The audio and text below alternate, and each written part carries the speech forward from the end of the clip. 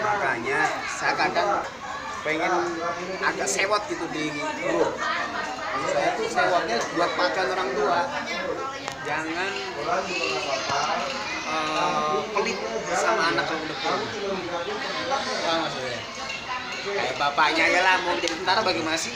Berjuang kan? Seperti anaknya juga ya. Manfaatin saya. Dia tuh manfaatin saya. Jangan saya manfaatin dia. Gitu. Kalau manfaatin anakku dia pintar bagaimana lah.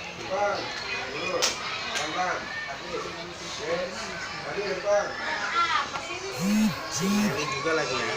Ceritanya dia Mah.